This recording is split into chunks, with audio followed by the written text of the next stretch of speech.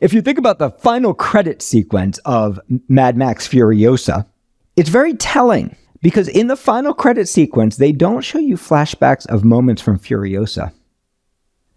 They show you flashbacks of moments from Fury Road. The whole piece is built in reverence to this thing that we've already seen. Season 3 of The Bear is doing the same thing. I'm Jacob Kruger, and this is the Write Your Screenplay podcast.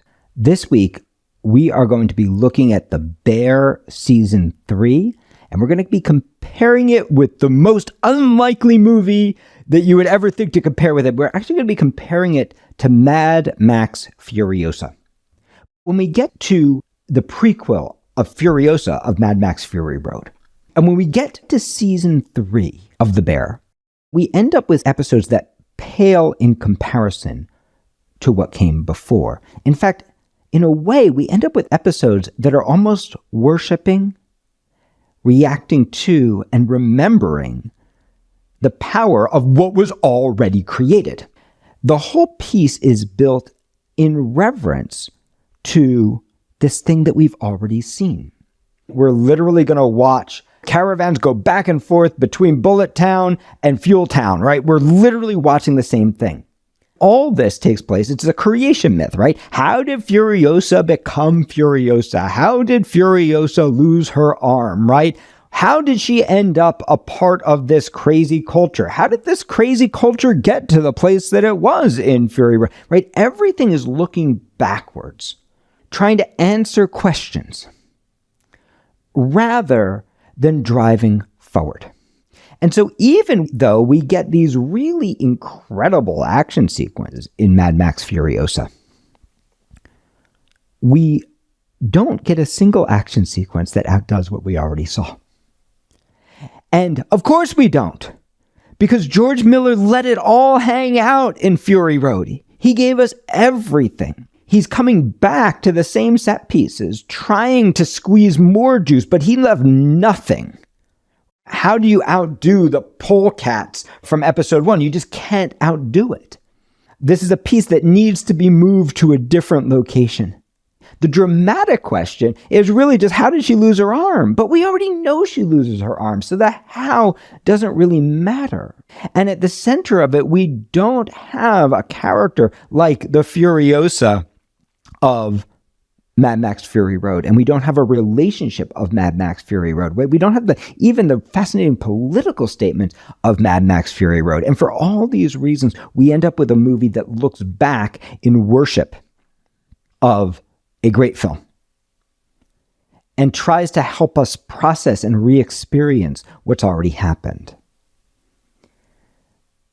Amazingly, even though it's in a completely different genre, it's TV, not feature. It is drama, not action. But Season 3 of The Bear is doing the same thing. And we can actually see it from the very beginning of the pilot, right? If you watch the pilot of The Bear, Season 3, it's shot almost like a meditation. It's a meditation on what happened, what he did, right? It's almost like all the characters are breathing in the air on the other side of that event, right? And it's happening internally, right? The characters are processing the past, right? And we were devastated by the past. And so we'll even get away with it, maybe for that pilot episode, right? Of like, oh, we need to take a breath.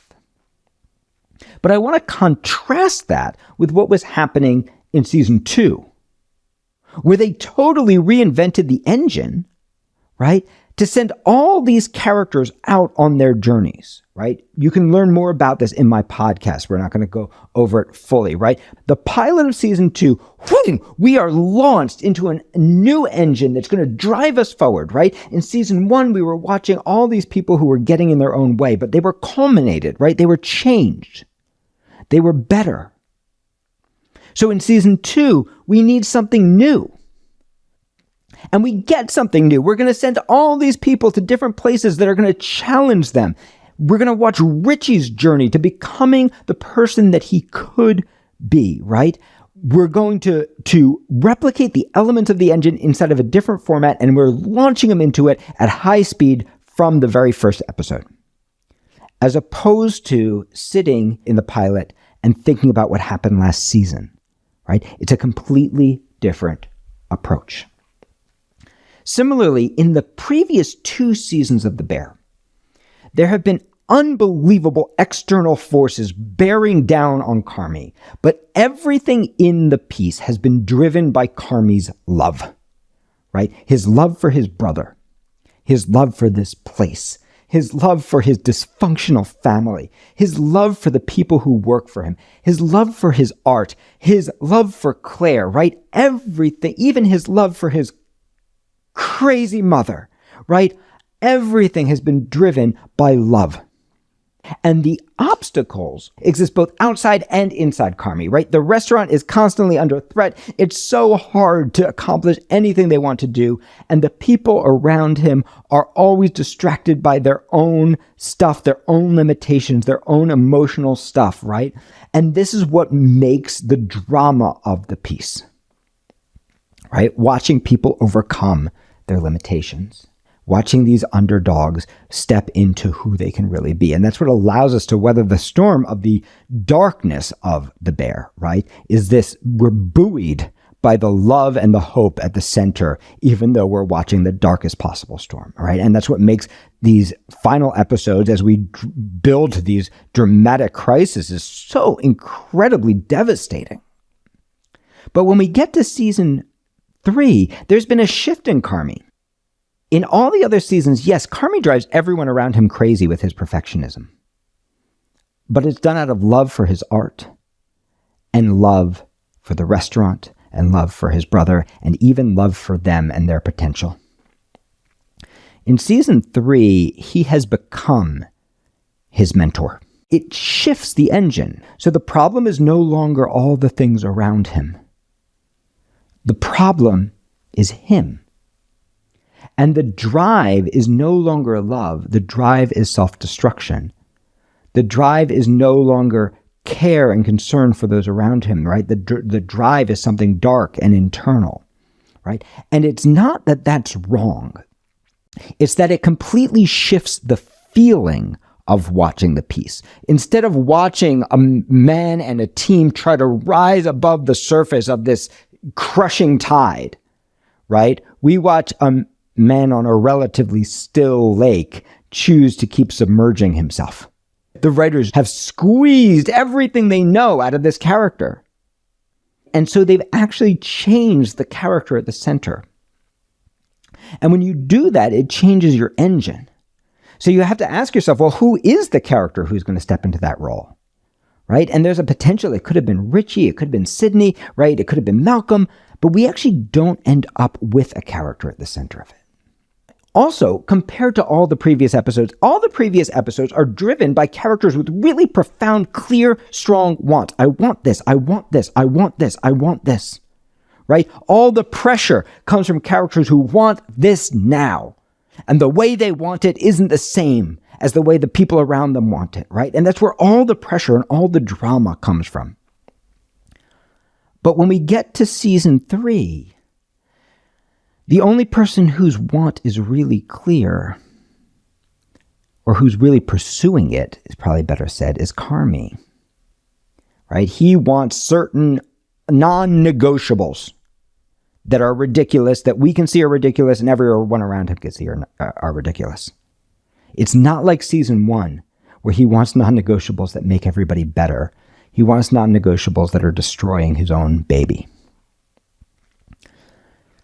But the other characters are sitting in a state of limbo. It seems like most of the characters around him just want him to apologize to Claire. In fact, we're going to wait 8 episodes for that apology to happen. And spoiler alert, it's going to get to episode 8. And it's still not going to happen, despite some beautiful writing about what happens when you pull down an apology.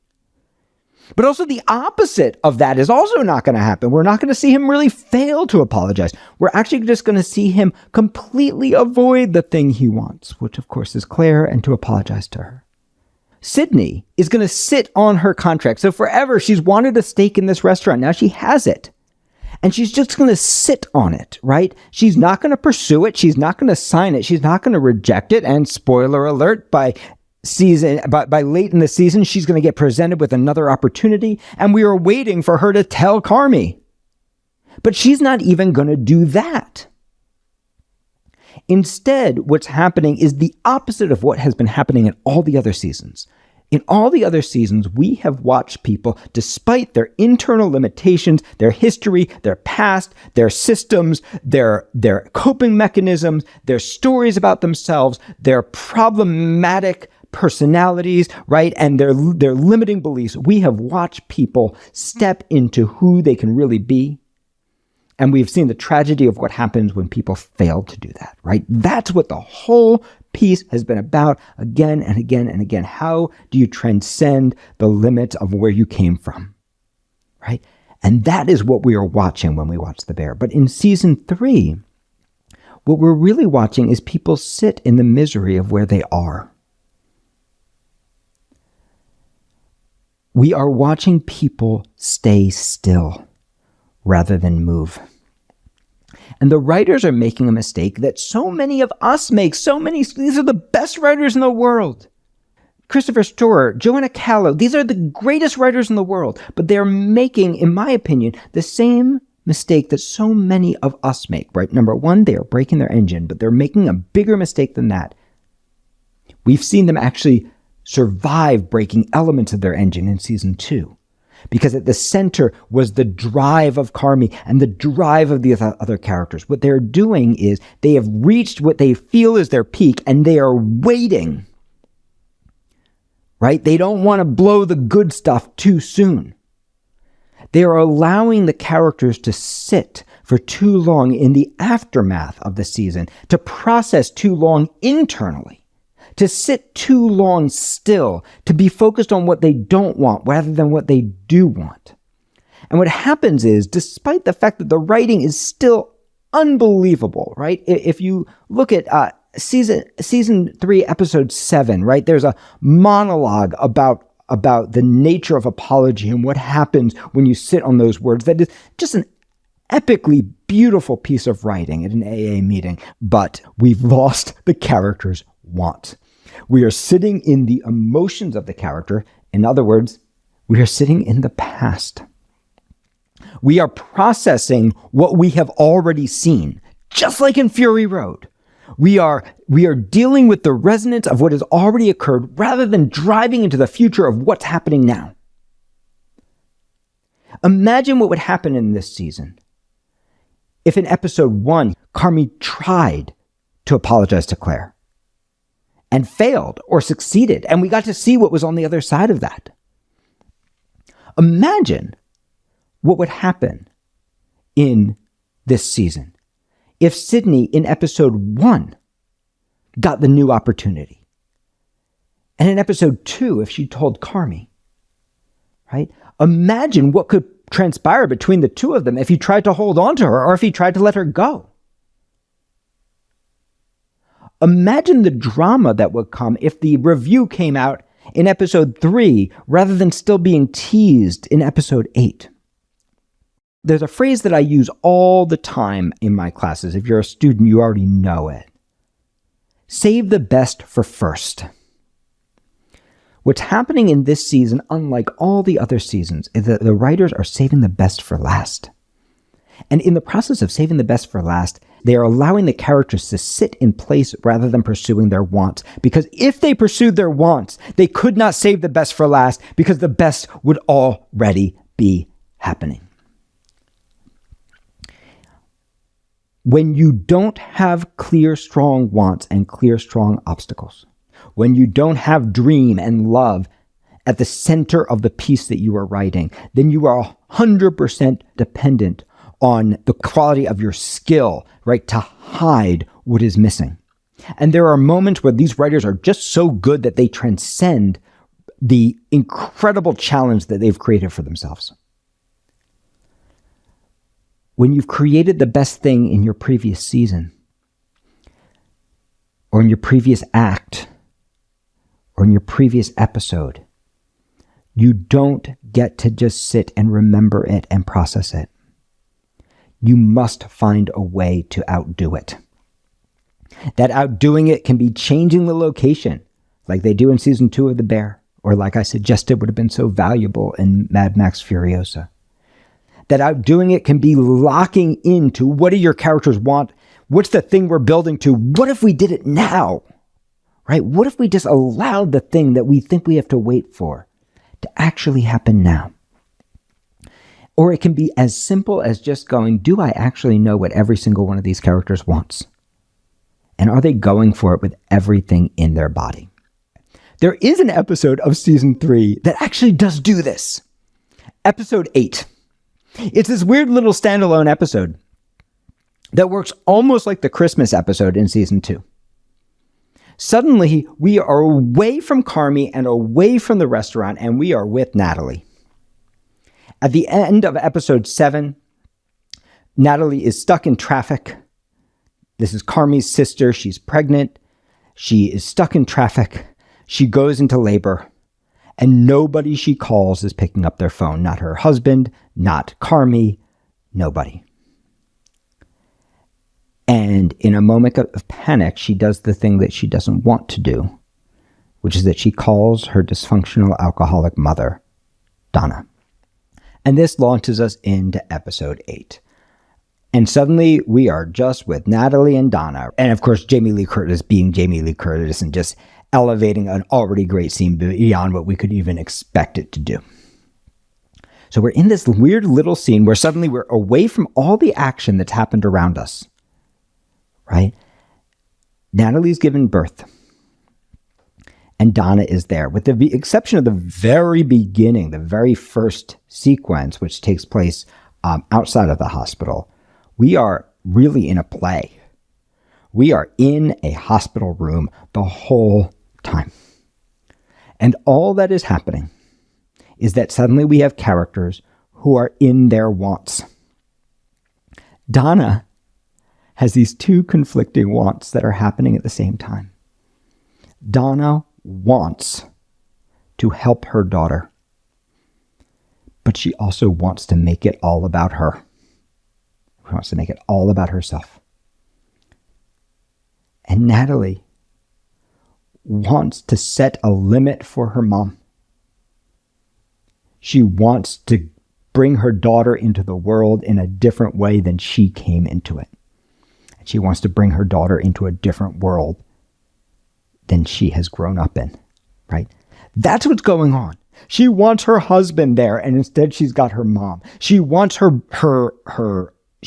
delivery to go her way, and instead she's got her mom taking control. She wants her mom to nurture and support her, and instead she has her mom making it all about herself. And even though we never leave the hospital room, even though all we are watching is a mom coach her daughter, the drama, the stakes, the excitement, the feeling of the piece finally feels like The Bear again. For one episode, we're moving forward because we're back in characters who want stuff, who are trying crazily to get it. This episode is structured around 3 stories. There's going to be the story of Michael's birth. There's going to be the story of Carmy's birth. And finally, there's going to be the story of Natalie's birth. And each of the first 2 stories, Donna finds a way to make a brutal experience even worse for her daughter. She finds a way in trying to help her daughter to make it about herself, to take control, and to scare the crap out of Natalie about what she should expect. But when we get to the 3rd story, an emotional transaction happens, and suddenly we are in a different world. It's the opposite of the Christmas episode. While still being Donna for the first time in her life, Donna actually ends up giving Natalie what she needs. And it's such a beautiful moment And it's such a beautiful episode, and it's a masterclass in playwriting for any of you who want to be playwrights. How without using the power of the cut, without using the power of different locations, simply by being caught with characters who are stuck together, who want something, who are trying to navigate each other. I want to set a limit. I want to make it about me. I want to help you. I want things on my terms. I want to make it about me. I want to set a limit with you. I want you to understand what I went through. I want my child to have a different life than I had. Just this pressure between these two well-intentioned but complicated wants can power an entire episode. And at the end of it, we get an emotional transaction that flips our expectations, that surprises us and delights us. Unfortunately, when we get to episode 9, the writers make the same choice all over again. Nobody even deals with the birth. Not even Carmi. The child doesn't affect anybody. It doesn't affect anyone's decisions. Even the trifold napkins that Natalie was supposed to get in episode 7, in any other episode of The Bear, right? The effect of the napkins not being there would have been paid off. Instead, this one scene that's designed to move things forward. Instead, on the other side of it, we still allow the characters just to sit. Now, I'm not suggesting that this is happening by accident. These are some of the greatest writers in the world, and they will probably end up pulling it out in season 4. They are probably making this choice on purpose because they wanted to do something new and let the characters sit in the emotions. But I want you to see that even with the greatest writers in the world, how hard that is. Even with the greatest actors in the world, how challenging that is. Whereas if you just take two characters, even outside the whole structure of the piece, throw them in a room together and let them want something, suddenly everything comes to life. Your movie, your prequel, is not answering the questions of the movies that we loved before. It's got to be a dramatic journey. And your sequel, your next season, isn't about dealing with the consequences of the season that happened before. It's got to launch into a new journey. And of course, this is also true about our lives, right? How easy is it to sit in the stories of what happened before? How easy is it to be defined by the mistakes we've made, the choices we make, or even our triumphs, right? Having reached the top of the mountain, what do you do now? It's so easy just to sit and rest on our laurels, do the same thing again and again, or to rest in our dysfunction and go, well, I messed that up. I'm never making that mistake again, right? How easy is it just to sit there dealing with the consequences, right? Or telling new details of old stories, rather than taking that moment to sit down and go, hey, the past, as Shakespeare said, is prologue. What's already happened is over. What do you want right now? And what are you willing to do right now in order to get it? What would happen in your life, like for your characters? What would happen in your life if you saved the best for first, rather than saving the best for last? I hope you enjoyed this podcast and it's helping your writing. If you are getting a lot out of it, please write us a 5-star review and then come join our community. Every Thursday night, I teach a free class called Thursday Night Writes, a community of writers from all over the world, hundreds of writers. We do writing exercises. We learn new concepts like these and how to implement them in your writing. So come check us out, writeyourscreenplay.com.